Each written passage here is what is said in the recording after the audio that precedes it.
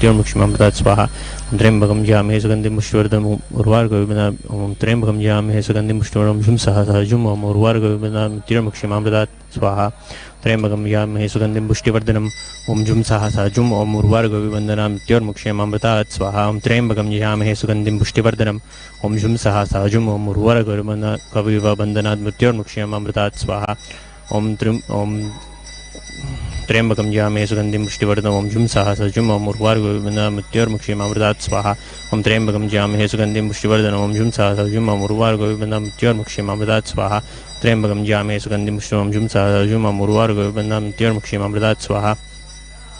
त्र्यंबकं यामहे सुगंधिं पुष्टिवर्धनम् ओम झुम सह सहजुम ओम उर्वारुकविबन्धनात् मृत्योर्मुक्षीमामृतात् स्वाहा त्र्यंबकं यामहे सुगंधिं पुष्टिवर्धनम् ओम झुम सह सहजुम ओम उर्वारुकविबन्धनात् मृत्योर्मुक्षीमामृतात् स्वाहा ओम त्र्यंबकं यामहे सुगंधिं पुष्टिवर्धनम् ओम झुम सह सहजुम ओम उर्वारुकविबन्धनात् मृत्योर्मुक्षीमामृतात् स्वाहा ओम त्र्यंबकं यामहे सुगंधिं पुष्टिवर्धनम् ओम झुम सह सहजुम ओम उर्वारुकविबन्धनात् मृत्योर्मुक्षीमामृतात् स्वाहा ओम त्र्यंबकं यामहे सुगंधिं पुष्टिवर्धनम् ओम झुम सह सहजुम ओम उर्वारुकविबन्धनात् मृत्योर्मुक्षीमामृतात् स्वाहा ओम त्र्यंबकं यामहे सुगंधिं पुष्टिवर्धनम् ओम झुम सह सहजुम ओम उर्वारुकविबन्धनात् मृत्योर्मुक्षीमामृतात् स्वाहा ओम त्र्यंबकं यामहे सुगंधिं पुष्टिवर्धनम् ओम झुम सह सहजुम ओम उर्वारुकविबन्धनात् मृत्योर्मुक्षीमामृतात् स्वाहा त्र्यंबकं यामहे सुगंधिं पुष्टिवर्धनम् ओम झुम सह सहजुम ओम उर्वारुकविबन्धनात् मृत्योर्मुक्षीमामृतात् स्वाहा त्र्यंबकं यामहे सुगंधिं पुष्टिवर्धनम् ओम झुम सह सहजुम ओम उर्वारुकविबन्धनात् मृत्योर्मुक्षीमामृतात् स्वाहा ओम त्र्यंबकं यामहे सुगंधिं पुष्टिवर्धनम् ओम झुम सह सहजुम ओम उर्वारुकविबन्धनात् मृत्योर्मुक्षीमामृतात् स्वाहा ओम त्र्यंबकं यामहे सुगंधिं पुष्टिवर्धनम् ओम झुम सह सहजुम ओम उर्वारुकविबन्धनात् मृत्योर्मुक्षीमामृतात् स्वाहा